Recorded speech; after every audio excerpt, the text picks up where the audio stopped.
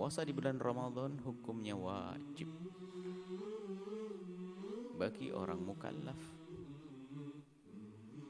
Puasa di bulan Ramadan hukumnya wajib bagi orang mukallaf yang tidak orang mukallaf yang tidak punya uzur.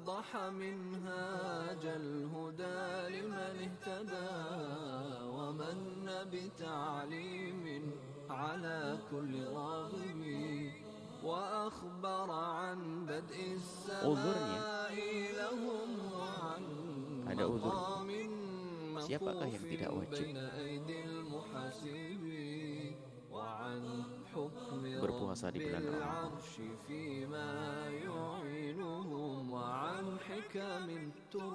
Yang tidak wajib berpuasa di bulan Ramadan ada 9 orang.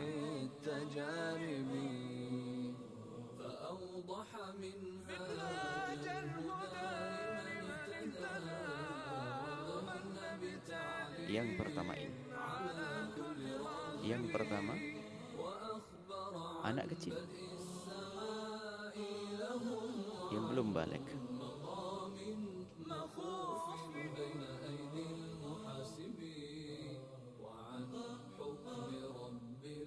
Anak kecil tidak wajib berpuasa. Yang kedua, orang gila.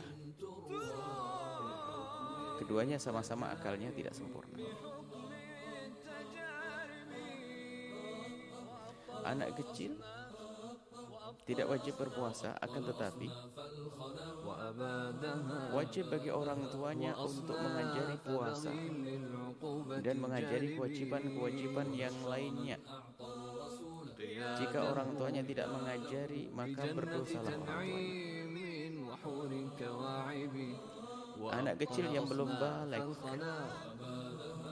mereka tidak wajib berpuasa, tapi mereka harus belajar berpuasa.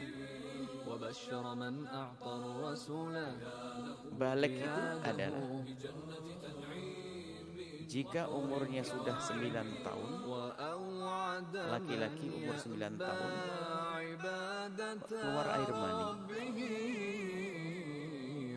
Kalau tidak keluar air mani, ditunggu sampai umur 15 tahun. Jika umurnya 15 tahun, biarpun tanpa keluar air mani, maka dia dianggap sebagai anak yang sudah balik. Bagi anak gadis, umurnya 9 tahun keluar mani atau 9 tahun keluar darah haid. Jadi tanda haidnya, tanda baliknya bagi anak gadis, yang pertama adalah keluar mani di usia 9 tahun, kemudian keluar darah haid di usia 9 tahun.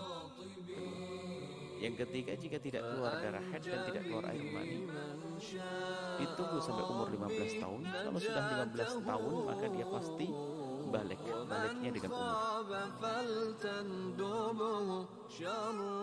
Kembali kepada anak kecil yang belum balik. Dia tidak wajib berpuasa, tapi dia harus belajar berpuasa. Termasuk anak-anakku yang masih kecil, harus belajar berpuasa. Wajib bagi orang tuanya untuk mengajari puasa dan mengajari kewajiban-kewajiban yang lainnya. Seperti melakukan sholat. Bahkan dasar dalilnya, dasar hadisnya adalah masalah sholat. Muru awladakum bis sholati wahum abna'u sab'in. Nabi merintahkan agar anak-anak kita, kalau sudah umur 7 tahun, kita wajib mengajari sholat. Sholat tidak wajib bagi dia, tapi kita wajib mengajari sholat kepada anak-anak umur 7 tahun, laki atau perempuan. Kemudian, bukan saja sholat yang kita wajib mengajarkan. Kita wajib mengajarinya bukan sholat saja, tapi kita harus mengajari selain sholat, termasuk dari kewajiban-kewajiban. Menutup aurat, melakukan puasa, dan semua kewajiban yang wajib dilakukan oleh orang dewasa. Umur berapa? Umur 7 tahun. Artinya kalau anak gadis kita sudah umur 7 tahun, wajib kita mengajarinya untuk menutup auratnya. Biarpun kadang masih dibuka namanya anak kecil. Dan memang belum wajib baginya untuk menutupnya, akan tetapi wajib bagi orang tuanya untuk mengajarinya untuk menutupnya. Jangan salah di sini. Ada sebagian orang salah paham, mentang-mentang anak kecil belum wajib lalu dibiarkan. Pernah datang suatu ketika anak umur 10 tahun. Bapaknya ustadz. Ya mungkin nama ustadz kan ustadz macam-macam, ada ustadz Quran, ustadz ini, ustadz itu. Kita melihat anaknya umur 10 tahun masih pakai baju seperti anak umur 5 tahun.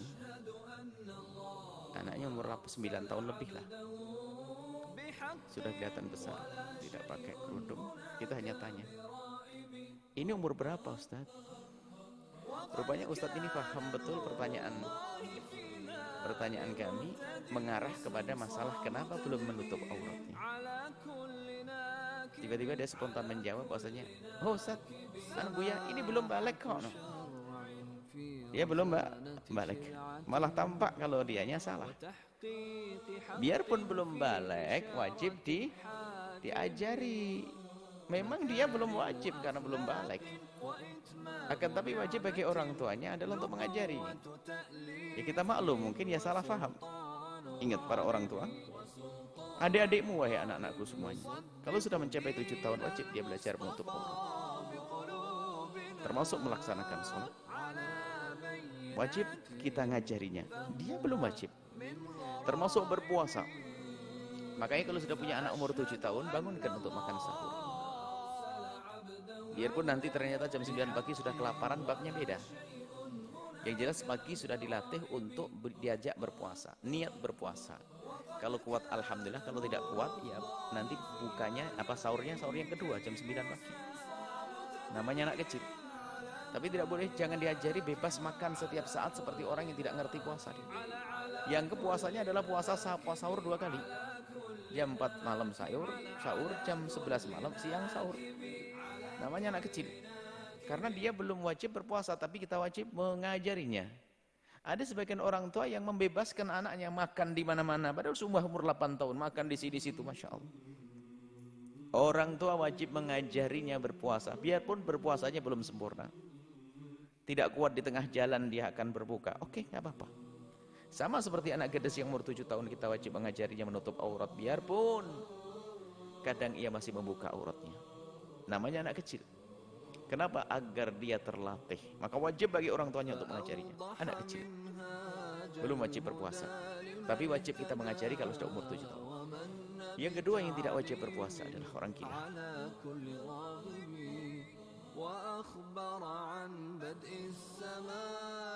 Orang gila. Orang gila tidak wajib berpuasa. Kalau ingin tidak berpuasa dan tidak dosa, jadilah orang gila. Gila beneran, bukan gila harta, gila. Karena dia tidak paham diajak bicara. Orang gila.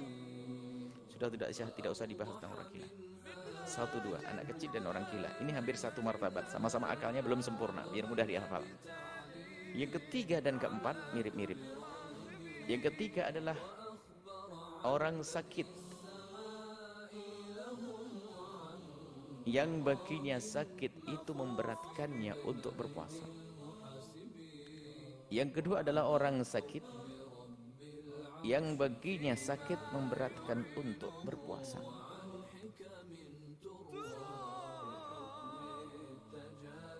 Sakit.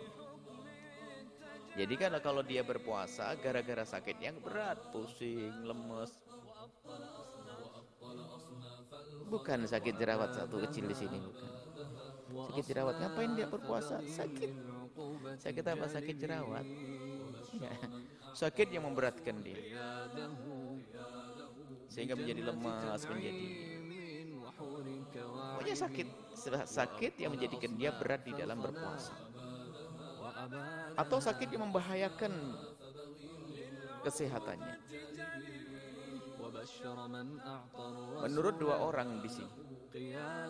Yang pertama menurut dokter. Kalau dokter mengatakan jangan berpuasa, maka turuti. beliau. Misalnya dokter berkata, Bapak atau Ibu, nah sebaiknya jangan berpuasa dulu karena demi kesehatan. Ikuti. Tentunya dokter yang ngerti agama, dokter muslim yang adil, dokter muslim yang baik, yang bisa dipercaya. Yang kedua adalah menurut siapa? Sakit yang membahayakan dia atau memberatkan dia menurut pengalaman pribadinya. Misalnya seseorang dia punya pengalaman kalau puasa itu pasti siang hari kunang-kunang sampai jatuh pingsan dan sebagainya. Maka dia pengalaman. Omongan orang selain ini nggak dianggap. Biarpun Buya ngomong, kamu tidak usah puasa, kelihatannya kamu sakit. Enggak, saya kuat kok. Jadi nggak laku omongan siapapun. Ustadz pun nggak laku di situ. Yang laku adalah omongannya dokter yang pertama. Yang kedua, omongan dirinya sendiri kalau dia jujur. Sakit. Jadi orang sakit tidak wajib berpuasa. Jelas? Orang sakit tidak wajib berpuasa. Yang mirip orang sakit, yang keempat, satu paket ya, 1, 2, 3 dan 4. Yang keempat adalah orang tua. Orang tua yang dengan tuanya ia berat berpuasa.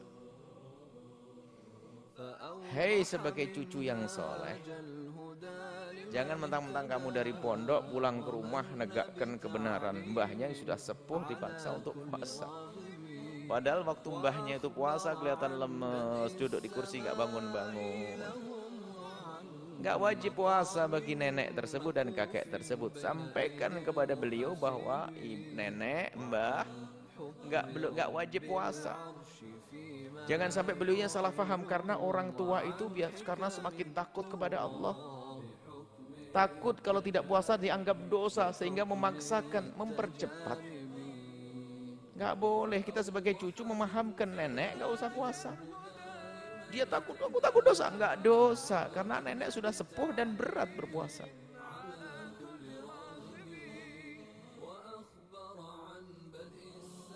Orang tua.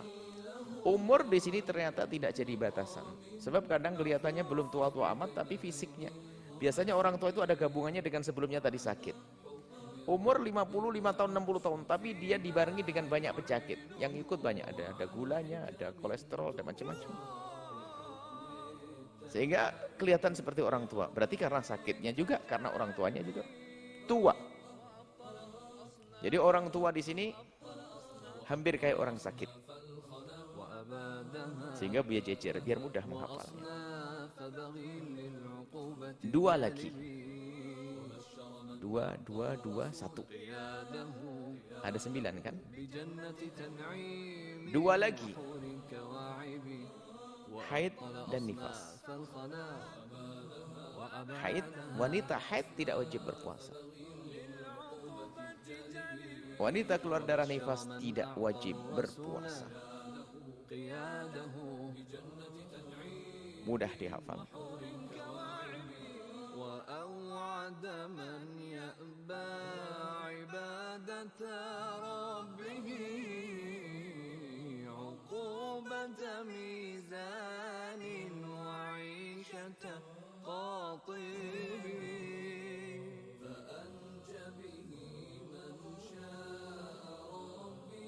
Sengaja Buya atur begitu jika biar menghafalnya tidak susah.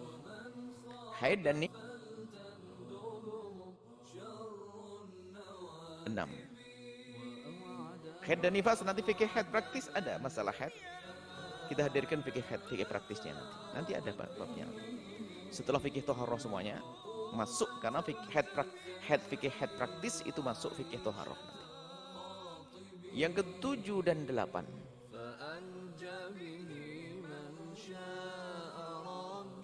7 dan 8 adalah hamil dan menyusui, satu paket. Kalau sampai kalian keluar dari sini nggak hafal, berarti harus masuk sekolah luar biasa, SLB. Sudah cara menghafalnya saja diatur kok masih nggak hafal, ini keterlaluan bener. Makanya kalau ada pertanyaan-pertanyaan ditanyakan yang model-model begini, kayak semalam itu bagaimana ditanya begitu aja nggak paham, karena nggak pernah menghafal dari Buya. Apa? Orang hamil dan menyusui. Hamil dan menyusui. Hamil, dia boleh berbuka puasa. Kapan seorang wanita yang dalam keadaan hamil atau menyusui, kemudian di saat itu terasa lapar. Yang belum pernah menyusui gak akan tahu, tapi yang pernah menyusui karena dia mengambil nutrisi-nutrisi dari ibunya, sehingga sangat mengurangi energi ibundanya. Sehingga kemudian dari syariat Nabi Muhammad, orang yang hamil boleh berbuka puasa, menyusui boleh berbuka puasa, menyusui bayinya sendiri atau menyusui bayinya orang, ngambil bayinya orang. Karena bahkan kalau seandainya seorang ibu menyusui kambingnya, ada kambingnya, induknya kambing mati, kasihan ada kambing 5 kecil-kecil gak ada nyusui, disusui sama seorang ibu ini gara-gara nyusui kambing. Terasa lapar dan sebagainya. Jadi ini ibunya kambing, boleh berbuka. Begitu mudahnya syariat Nabi Muhammad. Hamil juga begitu. Ada istrinya ustadznya orang yang sangat baik, ternyata punya istri 30 tahun gak pernah puasa bulan Ramadan.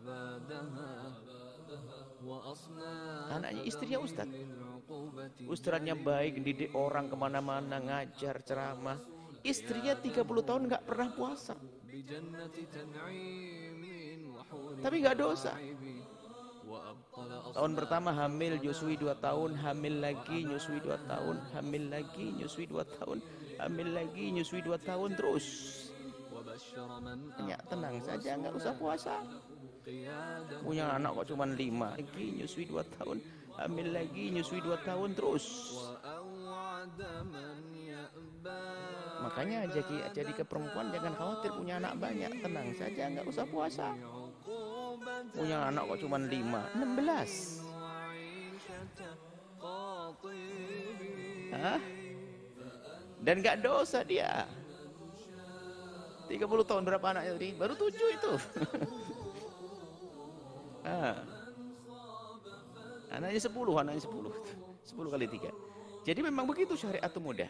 Karena berat orang hamil itu. Bayangin saya sebagai laki-laki kalau suruh ngandung bayi kemana-mana 2 bulan. Makanya jangan macam-macam sama ibumu. Dosa besar. Ya. Hamil dan menyusui. Jadi kalau ada orang hamil, dia boleh berbuka. Menyusui boleh berbuka. Kemudian yang 9 sendirian. Bepergian. Dengan bepergian yang jauh. Tujuannya mencapai 84 km. Misalnya kalian di Cirebon mau pergi ke Semarang. Atau kemana ya? Pekalongan, lebih dari 84 km. Selagi tujuannya lebih dari 84 km, maka kalian boleh berbuka. Dengan catatan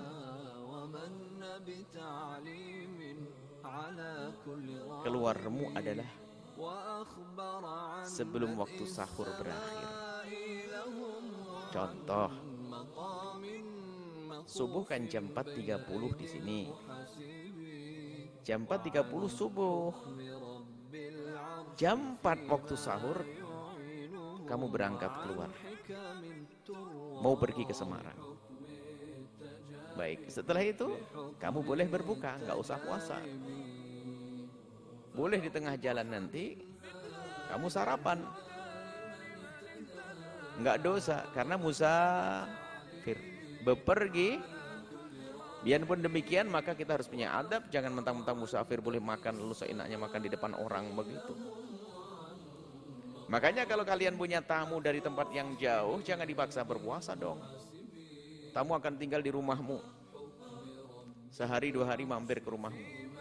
Jangan langsung dibangun untuk sahur-sahur. Sebelum tidur ditanya, wahai tamuku yang baik, besok puasa enggak? Memang kenapa? Ya kalau puasa saya bangunin untuk sahur. Kalau enggak puasa saya siapin sarapan pagi, begitu. Enggak boleh dipaksa.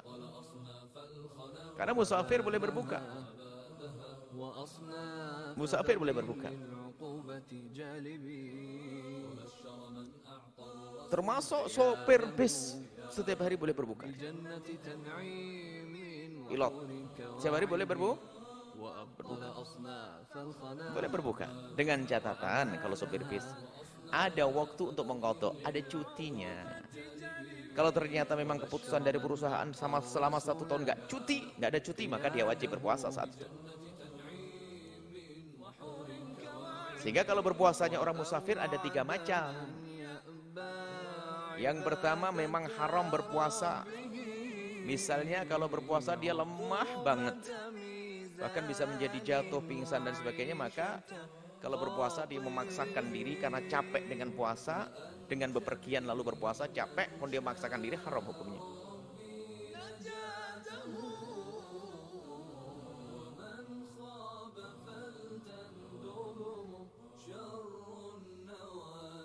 Yang kedua adalah dia nggak ada masalah, cuman sedikit keganggu.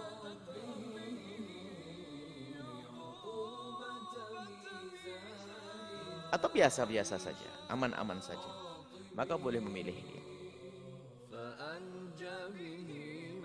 Puasa sih tenang-tenang aja, naik pesawat, mobilnya juga pakai AC, tenang deh. Biarpun dalam keadaan tenang, kamu punya pesawat sendiri, kemana-mana bisa pakai pesawat, dipijitin sama orang, tetap boleh. Jadi bukan harus kamu capek, nggak capek, tenang, enak. Jam 4 malam, sahur, habis sahur, naik pesawat ke Semarang 1 jam. Boleh berbuka kok. Biarpun tidak capek. Ya? Yang ketiga adalah puasa. Kalau tadi puasa sama, antara puasa dengan tidak adalah sama.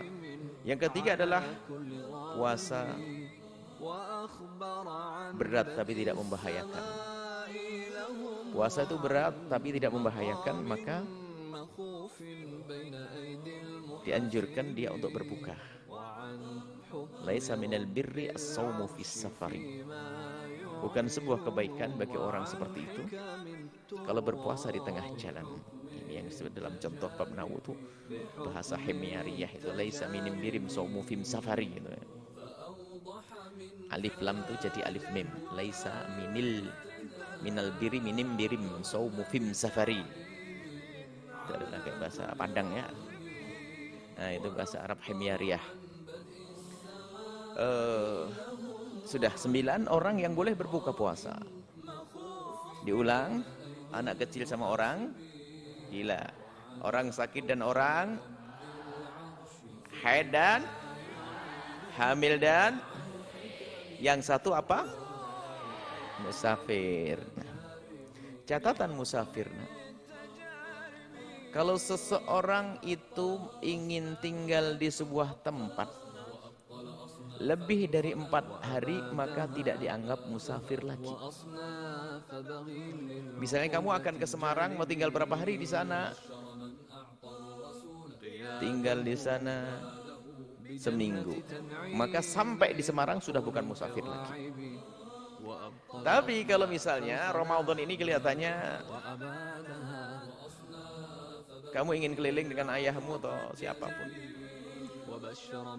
ke Surabaya 2-3 hari, pindah ke Semarang 3 hari, langsung ke Bandung 3 hari, ke Jakarta 3 hari, setiap hari sampai 10 kota, setiap hari boleh nggak puasa? Karena musafir terus, musafir terus. Ilmu ini harus diberitahukan kepada siapapun, biar orang ngerti, biar puasa nggak berat. Selesai, sudah hafal 9 orang yang boleh berbuka puasa. Kemudian dari 9 orang yang boleh berbuka puasa itu, mana yang wajib mengqadha puasanya, dan mana yang harus membayar fidyah. Kita bicara tentang qadha. Qadha itu nanti mengganti puasa di luar bulan Ramadan selain di hari yang diharamkan, selain di hari raya dan hari tasyrik.